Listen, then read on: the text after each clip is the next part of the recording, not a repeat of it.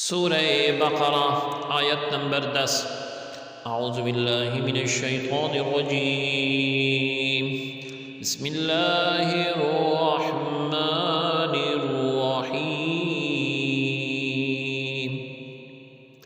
فی قلوبہم مرض فزادہم اللہ مرضا وَلَهُمْ عَذَابٌ أَلِيمٌ بِمَا كَانُوا يَكْذِبُونَ۔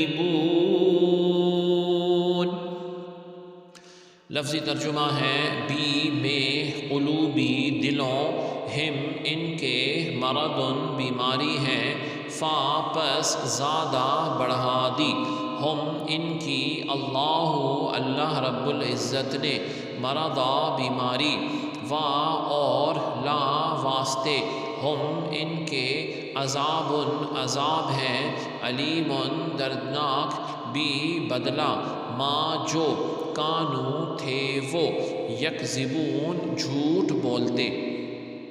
بامحاورہ ترجمہ ہے ان کے دلوں میں بیماری ہے، پس اللہ رب العزت نے ان کی بیماری کو اور بڑھا دیا اور ان کے لیے دردناک عذاب ہے، اس وجہ سے کہ وہ جھوٹ بولتے تھے۔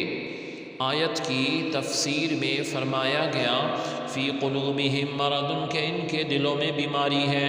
اس آیت میں قلبی مرض اور بیماری سے مراد منافقوں کی منافقت ہے، اور رسول اللہ صلی اللہ علیہ وسلم سے بغض کی بیماری ہے۔ معلوم ہوا کہ بد عقیدہ روحانی زندگی کے لیے تباہ کن جو ہے، یہ ثابت ہوتا ہے کہ عقیدہ درست نہ ہو تو روحانی زندگی روحانی طور پر وہ برباد ہو جاتا ہے، اور رسول اللہ صلی اللہ علیہ وسلم کی عظمت اور شان سے جلنے والا جو ہے وہ مریض القلب یعنی دل کا بیمار ہو جاتا ہے، ہدایت نصیب نہیں ہوتی۔ جس طرح جسمانی امراض ہوتے ہیں اس طرح کچھ باطنی امراض بھی ہوتے ہیں۔ جسمانی امراض ظاہری صحت و تندرستی کے لیے سخت نقصان دہ ہوتے ہیں، اور باطنی امراض ایمان اور روحانی زندگی کے لیے زہر قاتل ہوتے ہیں۔ ان باطنی امراض میں سب سے بدترین تو عقیدے کی خرابی کا مرض ہے، اور اس کے علاوہ تکبر ہے، حسد ہے، کینہ ہے، ریاکاری ہے، یہ بھی برے اعمال ہیں انتہائی۔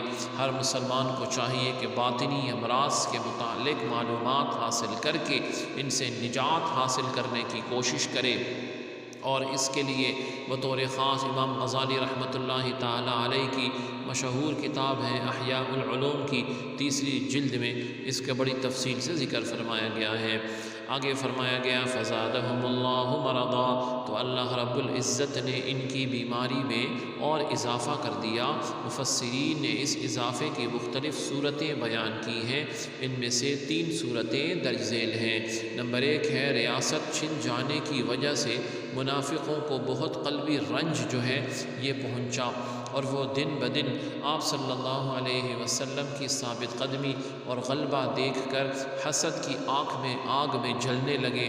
تو جتنا نبی کریم صلی اللہ علیہ وسلم کا غلبہ ہوتا گیا تو آپ لوگوں میں مقبول ہوتے گئے، اتنا ہی اللہ تعالی عز و جل نے منافقوں کے رنج اور غم میں اضافہ کر دیا۔ دوسری بات اس میں یہ فرمائی گئی کہ منافقوں کے دل جو ہے وہ کفر ہے، بدعقیدگی یعنی برے عقیدہ، رسول اللہ صلی اللہ علیہ وسلم سے عداوت ہے، دشمنی سے بھرے ہوئے تھے۔ اللہ تعالیٰ نے ان کی ان چیزوں میں اس طرح اضافہ کر دیا کہ ان کے دلوں پر مہر لگا دی تاکہ کوئی وعظ اور نصیحت ان پر اثر انداز نہ ہو سکے۔ تیسری بات جو ہے فرمائی گئی کہ جیسے جیسے شرعی احکام اور نزول وحی میں اضافہ ہوا اور مسلمانوں کی مدد اور نصرت بڑھتی گئی، ویسے ویسے ان کا کفر بڑھتا گیا، بلکہ ان کا حال تو یہ تھا کہ کلمہ شہادت پڑھنا ان پر بہت دشوار تھا، اور اوپر سے عبادات میں اضافہ ہو گیا، اور جرموں کی سزائیں بھی نازل ہو گئیں، جن کی وجہ سے یہ لوگ اور بے چین ہو گئے۔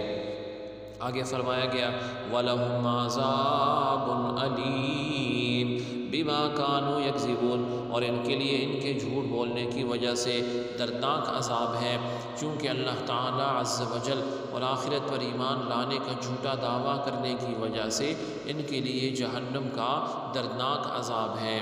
تو جھوٹ بولنے پر وعید کی گئی اور نہ بولنے پر ثواب ہے۔ اس آیت سے معلوم ہوا کہ جھوٹ بولنا حرام ہے، اس پر دردناک عذاب کی وعید ہے، لہٰذا ہر مسلمان کو چاہیے وہ اس سے بچنے کی خوب کوشش کرے۔